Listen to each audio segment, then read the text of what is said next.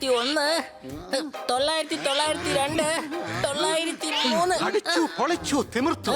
നീ 900 പ്രാവശ്യം ഡംബിൾസ് പൊക്കിയോ? കലക്കി. അല്ല, ഞാൻ തുടങ്ങിയത് തന്നെ 900-ന് ശേഷമാണ്.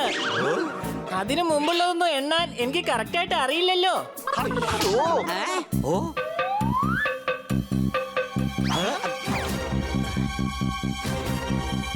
എടാ അങ്ങോട്ട് നോക്ക്, കിറ്റിയുടെ വീട്ടിലേക്ക് ഒരു മുതല പോകുന്നു.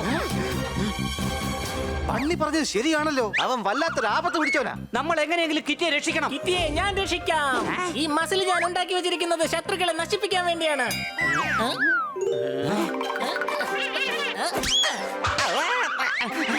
ഒരു കുഴപ്പമില്ല, അടുത്ത പ്രാവശ്യം പൊട്ടിച്ച് കാണിക്കാം. ആദ്യം നമുക്ക് കിറ്റിയെ രക്ഷിക്കാം.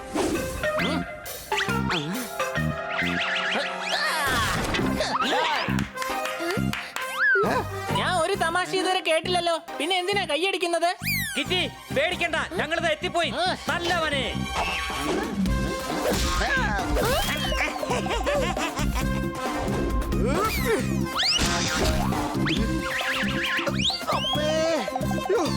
എടാ, നിനക്ക് എന്തൊരു തൊലി കെട്ടിയാടാ. ഇവൻ എന്ത് ക്രീമാണോ ഉപയോഗിക്കുന്നത്?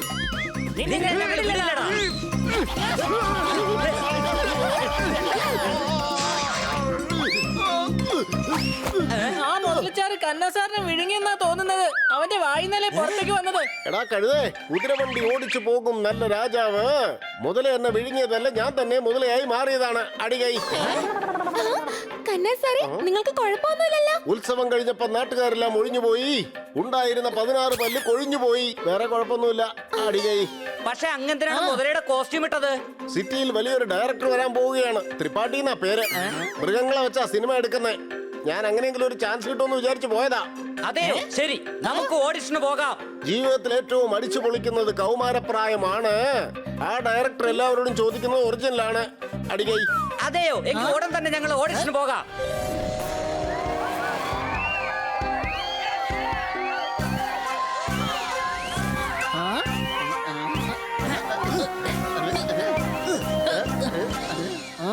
ഐഡിയ.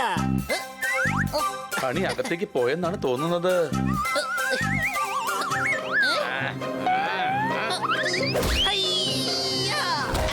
ലൈനിൽ വന്നൂടെ നിനക്ക്? രാവിലെ മുതൽ നിൽക്കുക ഇവിടെ. കുതിര ഇരുന്നിട്ട് 3 പ്രാവശ്യം ഞാൻ ഇരുന്ന് കഴിഞ്ഞു. ക്ഷീണത്തിലാ. എന്റെ കയ്യിലൊരു പ്ലാൻ ഉണ്ട്. സർപ്പച്ചേട്ടാ, അങ്ങയുടെ കോയിൻ താഴെ വീണു. നീ എന്താടാ കരുതിയത്? ഞാൻ ലൈനിൽ നിന്ന് മാറിപ്പോകുന്നോ? എന്നെക്കാളും ബുദ്ധിമാനാ ഞാന്. പോടാ അവിടെ.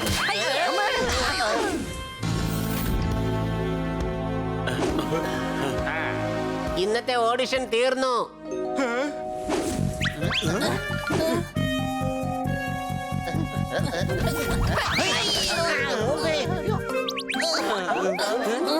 അല്ല, നമ്മൾ എങ്ങനെ അകത്തേക്ക് പോവുക? തിരിച്ചു പോകേണ്ടി വരുമെന്നാ തോന്നുന്നേ. നമ്മൾ ഇത്രയും കഷ്ടപ്പെട്ടതാ. നമ്മൾ ഇന്ന് ഓഡിഷൻ കഴിഞ്ഞേ പോകൂ. പക്ഷെ നമ്മൾ അകത്തേക്ക് എങ്ങനെ പോവും? ഐഡിയ. നമുക്ക് ഈ വഴി അകത്തേക്ക് പോകാം. പക്ഷേ ഇത് വളരെ മുകളിലാണ്. ഐഡിയ.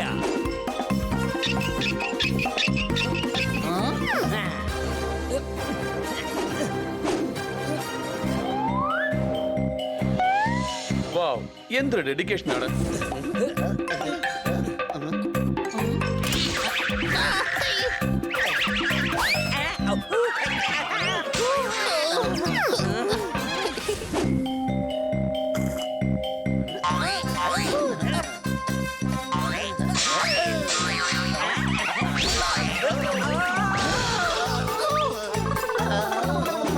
വാവ്, സാഹസികരും കൂടിയാണ്.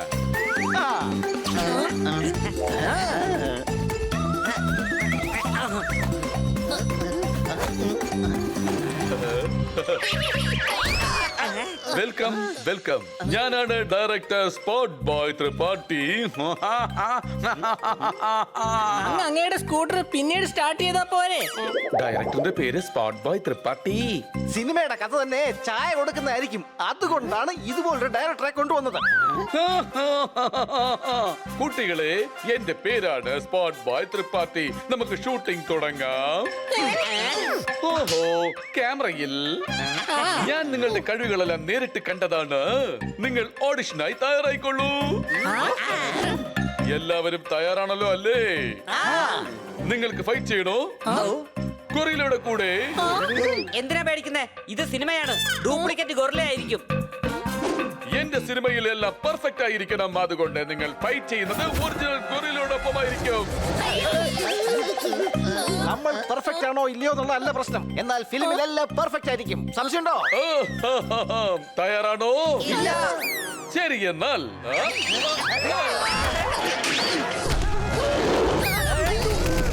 നമ്മളാരും ഇവനെ തല്ലണ്ട ഒരാവശ്യവുമില്ല.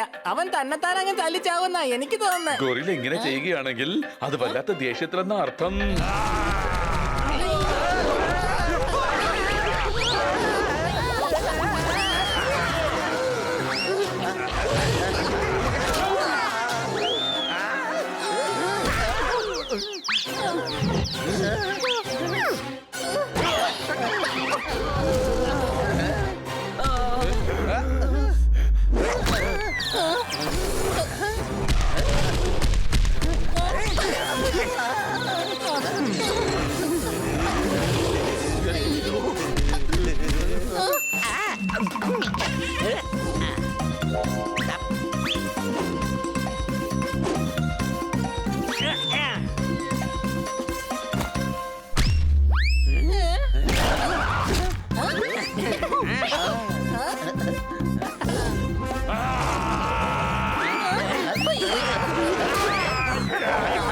കുടിക്കാൻ വെള്ളം വേണോ?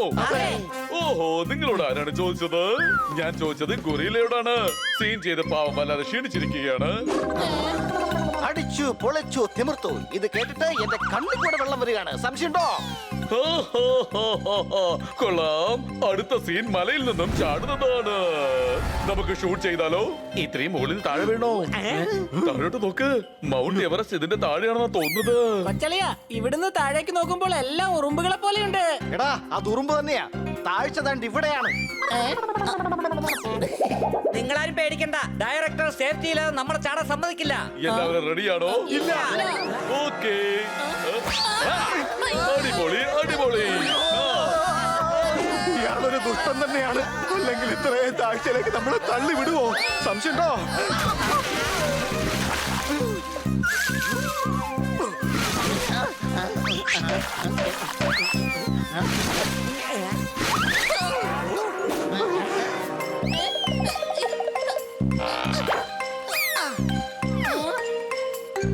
എങ്ങനെയുണ്ടായിരുന്നു സീന്?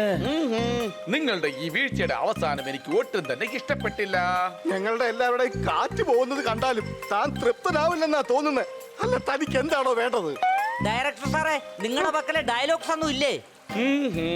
തീർച്ചയായും അടുത്ത സീൻ മുഴുവൻ നിറയെ ഡയലോഗ് ഉള്ള സീനാണ്. എന്ത് ഡയലോഗാ? ഡയലോഗ്സ് ആണ്. രക്ഷിക്കണേ, രക്ഷിക്കണേ. ഇനി താൻ ഞങ്ങളെ വെച്ച് എന്ത് ചെയ്യാൻ പോവാ? അടുത്ത് ചെയ്യാൻ പോകുന്നത് സർക്കസ് സീനാണ്. അവിടെ അല്പം പൊക്കത്തിൽ ഒരു കയർ കെട്ടിയിരിക്കും. അതിന്റെ മുകളിലൂടെ നിങ്ങൾ ബാലൻസ് ചെയ്യണം.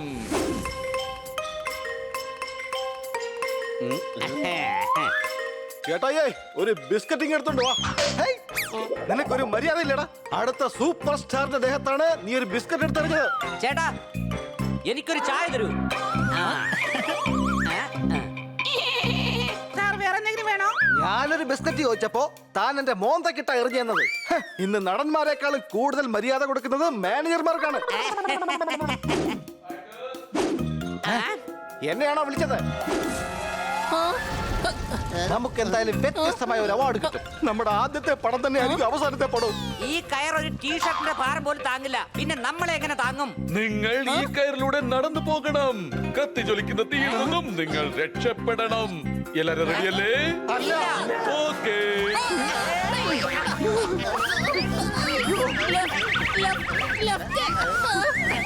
നിന്നോടല്ല, ഞാൻ ബണ്ണിയോടാ പറഞ്ഞത്. Right, right, right. നിന്നോടല്ല, ഞാൻ സോർദാറിനോടാ ഇത് പറഞ്ഞത്. കോൺസെൻട്രേഷൻ കളയല്ലേ. കാരണം ഞാൻ വീണാ ഞാൻ പറന്ന് രക്ഷപ്പെടും. എന്നാൽ നിങ്ങൾ വീണാലുണ്ടല്ലോ തന്തൂരിയായി പോവും. സച്ചേട്ടോ,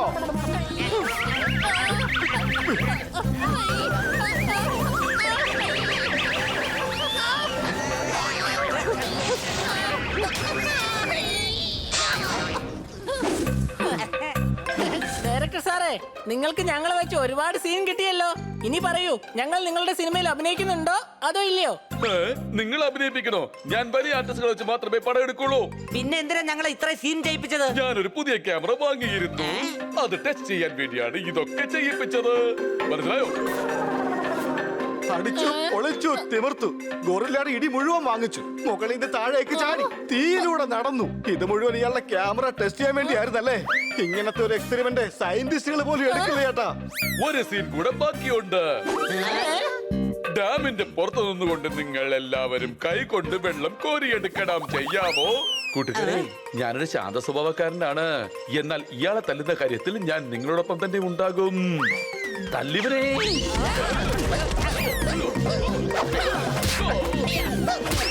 നമ്മക്ക് തന്ന പണി നമ്മൾ അയാൾക്ക് തന്നെ തിരിച്ചു കൊടുത്തു. ആ, ഇങ്ങനെയുള്ള ആൾക്കാർക്ക് ഇത് തന്നെയാണ് തക്ക ശിക്ഷ.